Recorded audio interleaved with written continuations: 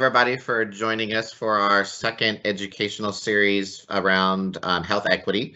As you recall, this is was a top need for the Missouri area around just needing more education around what health equity is and some topics. I'm very excited to have Jim on our Missouri area board and Maggie lead this call around privilege. That's what this topic is going to be talking about. And then, as in the emails that you've seen in calendar invites, we'll have a different topic every month, and we'll continue to communicate out those guest speakers as we get them kind of confirmed. So I'm going to pass it over to Jim and Maggie, and they're going to lead us through this conversation, and hopefully this is very valuable for you to take back. Great. Thanks, Jason. Just again, everybody, my name's Jim Poinsett, and I am on the Missouri Area Board, and I am the Health Equity Chair for the Missouri Area Board, and so glad to be with you today, and glad that you could be with us for, as Jason said, our second in this series of virtual sessions on health equity education. And so our work, obviously, at ACS is to help people prevent, find, and treat and survive cancer.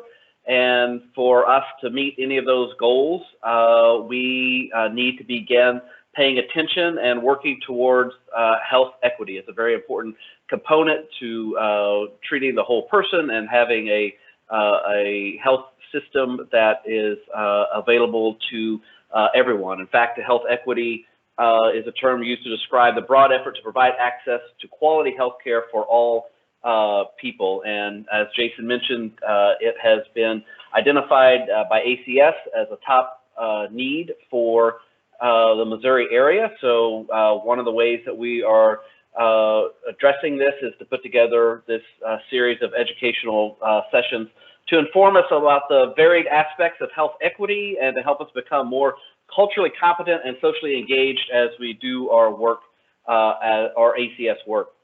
So hopefully last month you were able to join us on our first session, and we were able to be in conversation with Risa Rollins-Easley, who is with the St. Louis Regional Health Commission. And she gave us a broad overview of health equity and how it plays out or doesn't play out in Missouri. And if you weren't able to be part of that session, it is recorded, so contact Jason or Lily or Maggie or somebody, and they can get you a link to that recording. But just as a little bit of a refresher, Ms. Easley explained to us what health equity means and its specific impacts in Missouri. And most importantly, what we brought out when we speak of health equity, what we're really talking about is the goal. Our goal is health equity. And what we mean is that there are health disparities or health inequities that must be addressed in our healthcare system if we're going to meet our goals of beating cancer. So when we speak of these health inequities, just as a reminder, we're talking about systematic, ingrained, and unjust barriers that prevent segments of the population from the opportunity to achieve their highest level of health, and all this leads to health disparities. We also heard last month, and we'll hear, or we will talk about some of the things that contribute to this today, but we talk about the social determinants of health. And so social determinants of health are determinants that impact health outcomes. And these include, all these things include proximity to doctors, hospitals, and pharmacies, access to health insurance, access to prenatal care, level of education, socioeconomic status, availability of health, freshy foods, and safe neighborhoods, long-term stress, and all of these. And one of the takeaways from the last month's session is where one lives is one of the most important determinants to health and healthy outcomes for people. So if we're to reach this goal that ACS has and that the ACS Cancer Action Network has for us, that we need to give everybody a fair and opportunity to treat and find and treat and survive cancer. We need to take in all of these things that that contribute to healthy outcomes for people.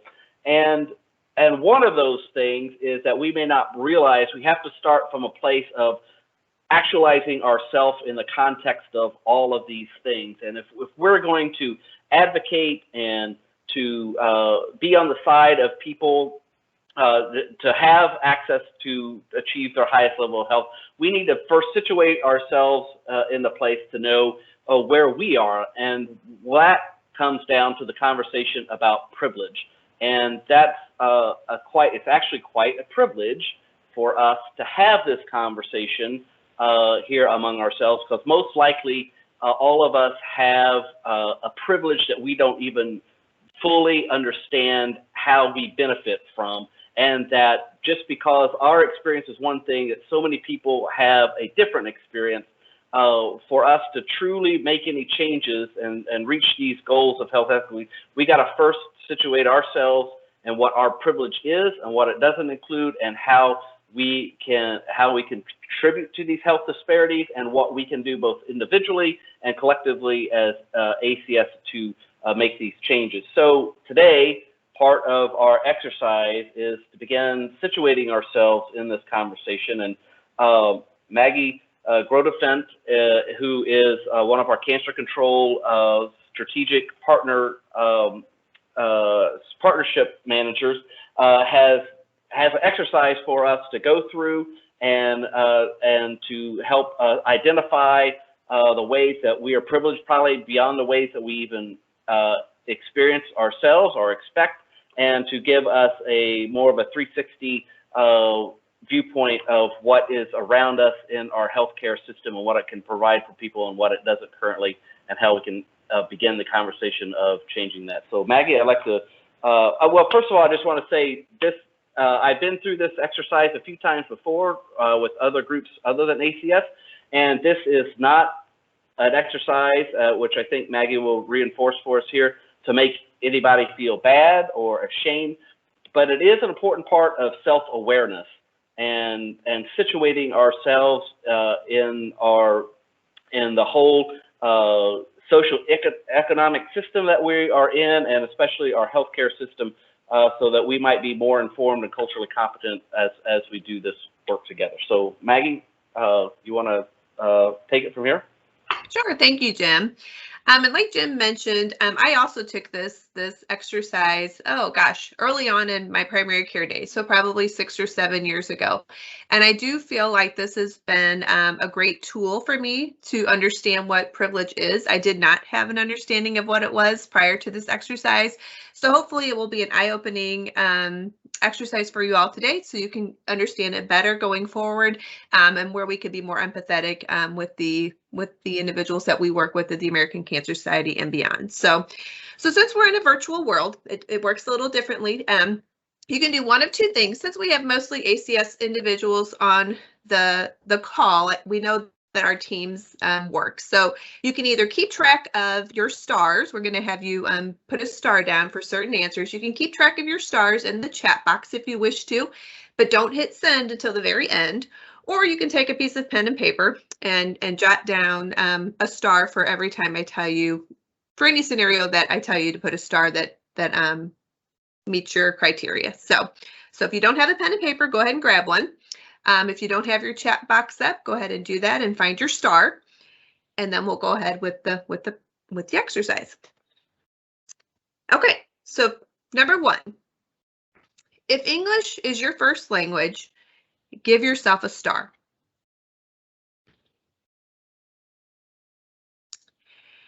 If either of your parents graduated college, give yourself a star.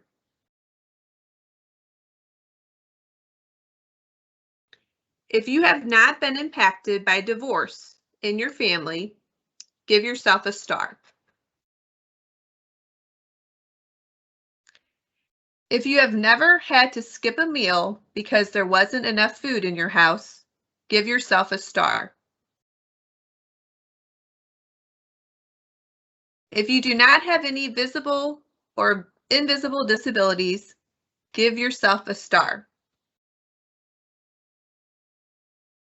Only 1 star, Darcy. Good question. Can you repeat that last one? Sure. If you do not have any visible or invisible disabilities, give yourself a star. If you were encouraged to attend college by your parents and family members, give yourself a star. If you did not grow up in an urban setting, give yourself a star. If your family had health insurance growing up, give yourself a star. If your work and school holidays coincide with religious holidays that you celebrate, give yourself a star. If you studied the culture of or the history of your ancestors in elementary school, give yourself a star. If you have never been bullied or made fun of based on something you cannot change, including gender, ethnicity, age, or sexual orientation, give yourself a star. If you have never felt passed over for an employment position based on your gender, ethnicity, age, or sexual orientation, give yourself a star. If you have ever been offered a job because of your association with a friend of a family member, give yourself a star. If you have never stopped or questioned, if you have never been stopped or questioned by the police because they felt you were suspicious, give yourself a star. If you or your family ever inherited money or property, give yourself a star. If you came from a supportive family environment, give yourself a star. If neither of your parents were laid off or unemployed, give yourself a star. If you are a citizen of the United States, give yourself a star. If your ancestors came to the U.S. by choice and not forced, give yourself a star. If you did not have to take loans out for your education, give yourself a star. If there were 50 or more books in your house growing up, give yourself a star. If you feel safe walking alone at night, give yourself a star. If you are a white male, give yourself a star. If you have never been followed by security in a store, give yourself a star. When looking for a house, if you have never felt limited to what neighborhood you can buy in due to race, ethnicity, or sexual orientation, give yourself a star. Okay, now if you feel comfortable doing so, please hit send in comment section to show your stars, or if you're keeping track via paper, please put the number of stars that you had in the chat box and share if you feel comfortable doing so.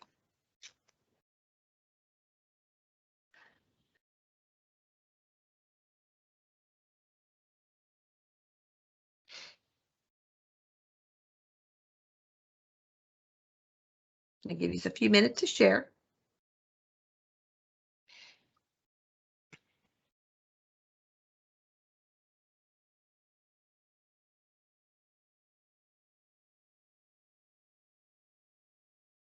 Okay, so you can see the variance of numbers in the chat box.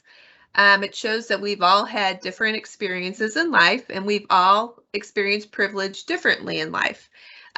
You can imagine in a group larger than this, where you have many people from different ethnic backgrounds, how extremely different those numbers could be. So it's just a wonderful exercise to really open our eyes to what privilege is, things that we've taken for granted most of our lives, but it's actually considered privilege. So hopefully by doing this exercise, you're kind of getting the point of what privilege actually is. And it will help us be more empathetic going forward in our work and trying to understand people's backgrounds, what they've experienced in life or what they haven't experienced in life due to their different levels of privilege.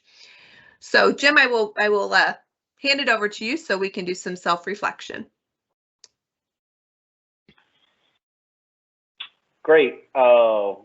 Maggie, thank you. And I just always amazed when doing this, and you probably saw mine. I don't think that I was, necessarily brought up with any sort of privilege or whatever, but you see my score there is like a 23 out of 25, and that just always floors me.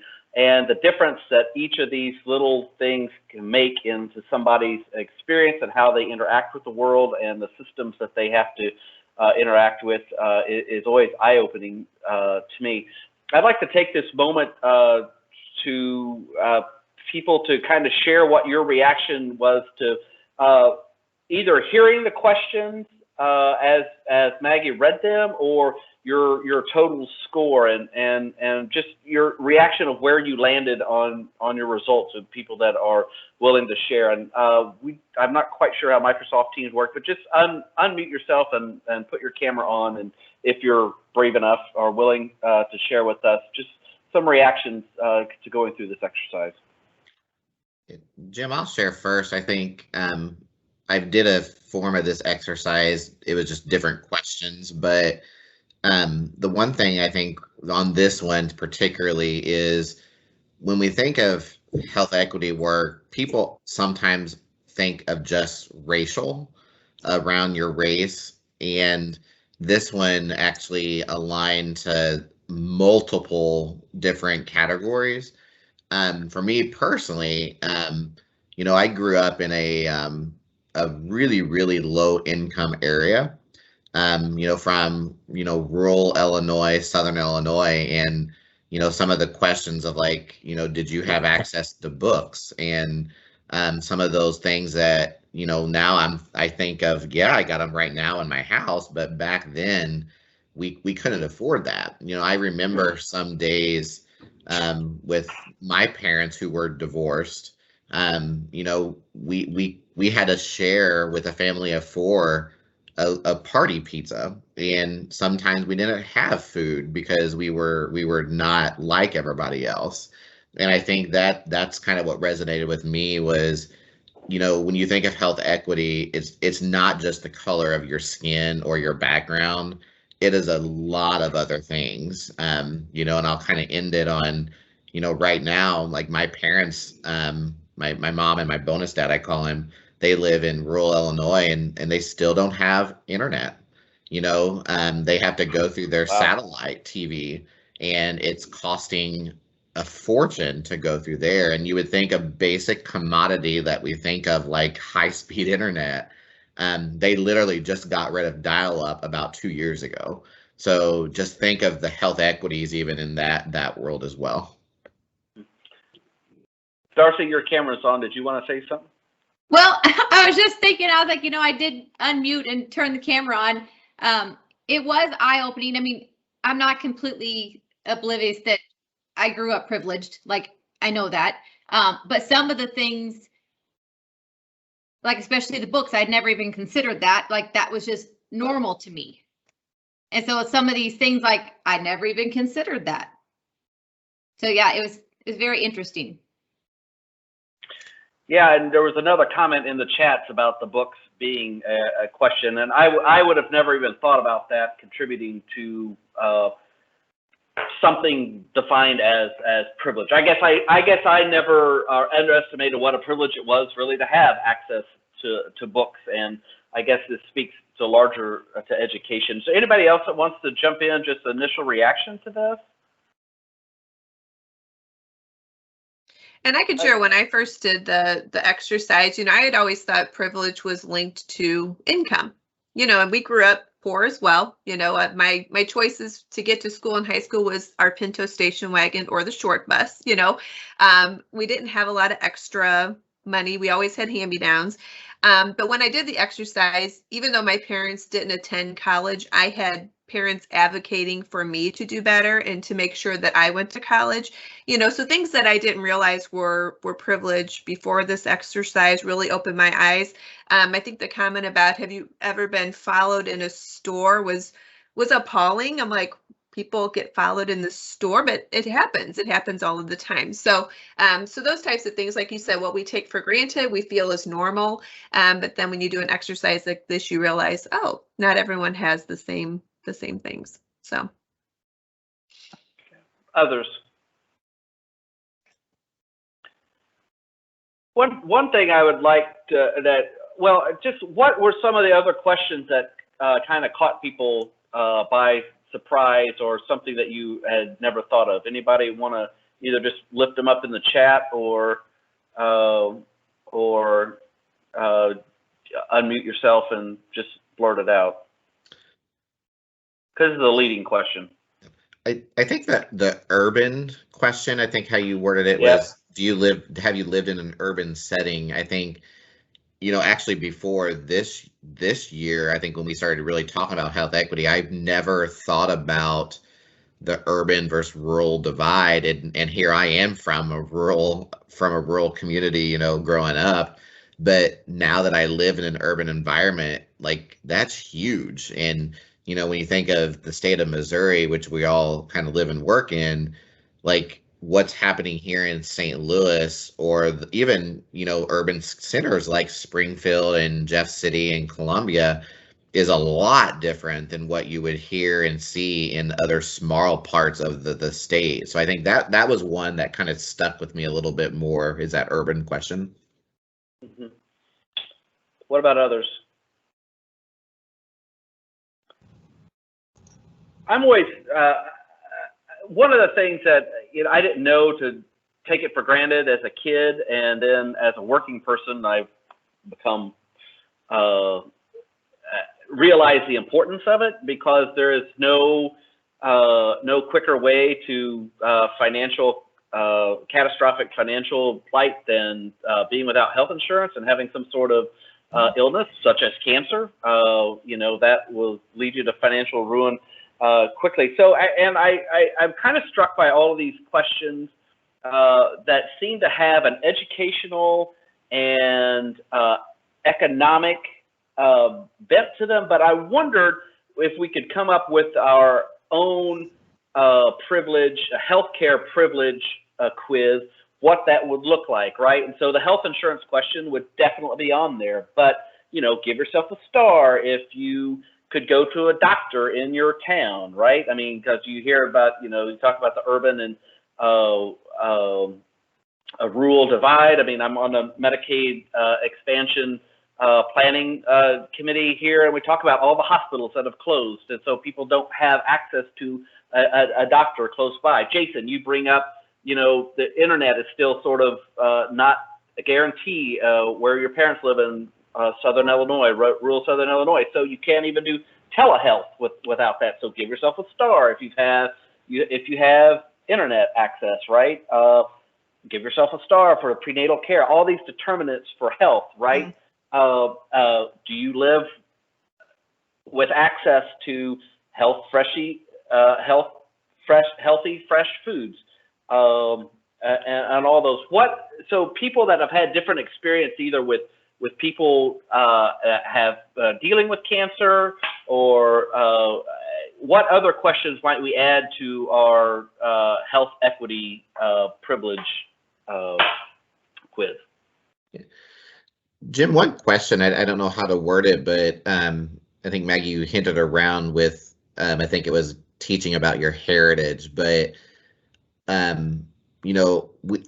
came from like I said, a small community, and we only had certain subjects to be able to take in high school. And, we had a history class, but it was more U.S. history, but there was no other opportunity to take anything related to like other ethnic group history. But then also, foreign language classes, like we never had an opportunity to take a foreign language class in high school.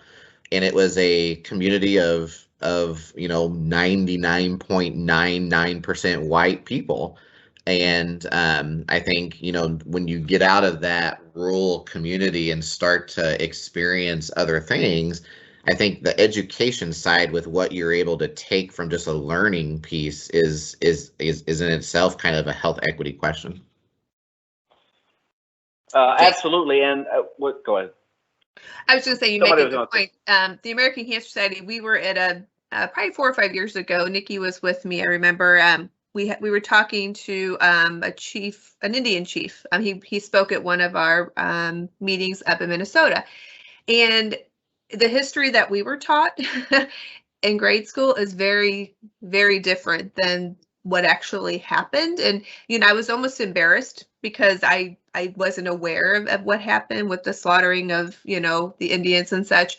So it's interesting that you mentioned the education, because I know that's a hot topic right now in schools, that they're wanting to touch on a different history than what we were taught, and it's a sensitive subject, but I think it's one that's we definitely need to know what actually happened in order us to move forward and improve. So I was very embarrassed after that and shocked. I thought the Indians lived off the land and they were doing just fine. And they are a very much an underserved population as well that have gone through a lot over the years. So the history piece there is very interesting.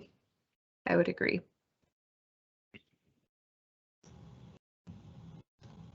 I would like to share. Please. Some people know this and some people don't, but I was a Lutheran pastor's wife for 16 years before I moved to Springfield. I'm not anymore, but our church in Kansas City was in the inner city, and we had a small Lutheran church in the middle of the city, and it was very eye-opening for me, coming from a small town and Joplin area, working and practically living with homeless and Liberian refugees and Hispanics and illegal immigrants and African Americans, and we had the whole thing, and old German Lutherans all in one big old pot, and it was very much a learning experience for me with the underserved. And what I learned a lot of lessons in those 16 years, and we did all kinds of food pantries and clothing drives and health fairs and anything to get resources to them, because they don't know where to go. They don't have laptops at home. Many of them don't have cell phones. So my concern is, we always say we meet them where they are, but do we really? I mean, my concern is the whole digital first thing, but when we're talking about health equity, they don't know. They do not know about the American Cancer Society. They don't know. If they get cancer, it's pretty much over. Many of them don't even know where the free health clinic is. I mean, I've worked with them, and I've been to Haiti too on mission trips, and that's a whole nother story. So I guess I get very defensive with the word privilege. So I wish we'd call it like blessings or something. We were all very blessed that we came from, where we came from. But that's a whole nother thing too. But my point is, I think we need to really focus on meeting them where they are and not assuming that they have laptops and cell phones and internet and, that we can reach out to them in that way. And, Sure. Although when the Liberian refugees descended upon our neighborhood, the church neighborhood, they all were given cell phones when they got to the United States. So we were amazed that they all had that, but I'm saying the homeless and underserved don't. So Sure. That's my concern. Yeah, Sherry, thank you. Thank you for sharing all of that. And I think you're exactly right. And I think one of the, whether we call it privilege or blessings or whatever we call it, is just raising the consciousness, right? That not everybody has the same opportunities, right. And that is an important first step in all of our efforts to get to the goal of health equity, is just realizing that what's good for some people is not necessarily other people can't take advantage of it in the same way. Yeah. And I do have a success story that shocked me to death. This little African-American girl that was from a horrible, abusive family, and they lived on the streets, and I taught her Sunday school for years, and then they kind of got lost in the system, and we moved, and anyway, thanks to Facebook, I reconnected with her last year, I believe. She was a cheerleader in high school, and she won a scholarship to MU, and she just completed almost her freshman. She's almost done with her freshman year at MU, and she has straight A's. I mean, it's just like, I just cried because we tend to think that they're lost, that they're a lost hope, and you do what you can. But this little girl is just excelling, and so I love those stories that you can make an impact, and you can do what you can. But yeah, I wouldn't trade all that experience for anything, because yes, I did come from a privileged childhood and college and all that, but I wouldn't give away that experience for anything. No, absolutely not. And this is not, like I said earlier, this is about increasing self-awareness, and not about, making anybody feel bad for what they had or didn't have or anything, but just situate ourselves in the sort of healthcare situation that we find ourselves in, which has become, over the last couple of decades, become more and more expensive and more cost prohibitive for people just that have to pay out of pocket, and the causes for treatment, the maze of finding your way through all the treatment, the opportunities are not, and it's just like I said, if you were on the last call, that part of my experience is that my late wife died because of cancer. And, just for us, we both have advanced degrees to sort through the maze of that whole process. I just marvel at how anybody doesn't do it. And that's, what really made me recognize my privilege or blessing, or just a different station in the world, and why it's just so important that we work towards equity for everybody, and being able to navigate. Cancer is hard enough on its own without the maze of our medical industrial complex as it sits now. Sorry for that slight political rant. No, I agree. We had a homeless guy that came to church every Sunday. He was in his late 20s, and he died of getting a bad cold. And we were all like, how do you die of a bad cold? Because he had no health care and no access to it. He didn't know where to go or what to do. So it happens every day. Thank you. Are there others that would like to share any reactions to this that people would like to share with the rest of the group? Been some great comments in the chat.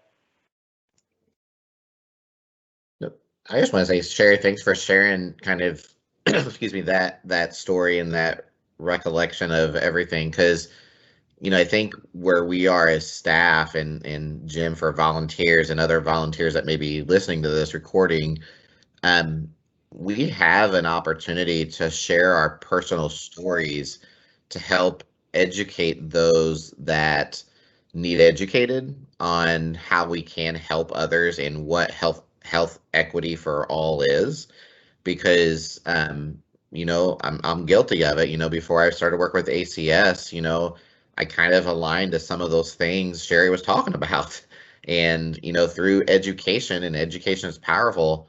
And I'm not talking about education from a brick and mortar school, but just educating yourself. That's where you start to change people's viewpoints and mindsets. So if you're sitting there thinking, how can I, sitting here on a ACS call at 4:39 in the afternoon, change anything? Share your story with others, and I think educate them along the way. And I forget what the quote is or who did the quote, but it's always like, if you really want to make change, do it one step at a time. And that's exactly what we're trying to do here. So Sherry and others who are sharing your story, I just want to say thank you for doing that.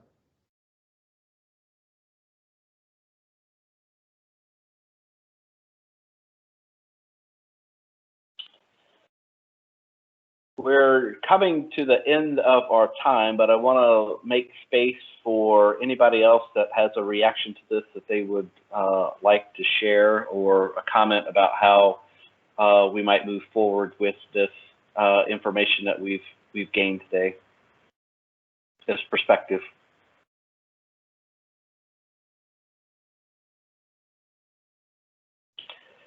Not hearing any. I'd like to thank Maggie for leading us through this exercise. And just one more word about the exercise. If you're watching the recording, there were a total of 25 questions on here. So your score is based out of 25. But encourage anybody that has watching this recording to please take the quiz, or take the survey, and take some time to reflect on what your score means to you personally, and what it means in this work that we do together at ACS. And Jason, if you have any further closing comments to share with anybody, and thank people for participating, give it to you, and you can close this out. Yeah, just want to thank you to Jim for your dedication to our mission as a volunteer. We appreciate you kind of stepping up to help us with these. Hopefully these educational series, this is only the second one, so hopefully you're learning little bits and pieces to take with you throughout, all these series that we're doing. But thanks everyone for participating. Encourage other staff, other leadership volunteers to join these calls, send them the invite, send them the calendar stuff. Hopefully next month we're going to talk about COVID-19's effect on health equity, and we'll have some information there that we'll be sharing out. But just want to say thank you to Jim, and then also thank you, Maggie, for leading us this as well. And if you have any questions, you know how to find all of us offline. And if not, we will see you on the next virtual call coming up in the month of June. So hopefully everyone has a good rest of the day and a week, and we'll see you virtually soon. Great. Thank you all. Thank you. Thanks, Maggie. Thanks, Jim. Jason.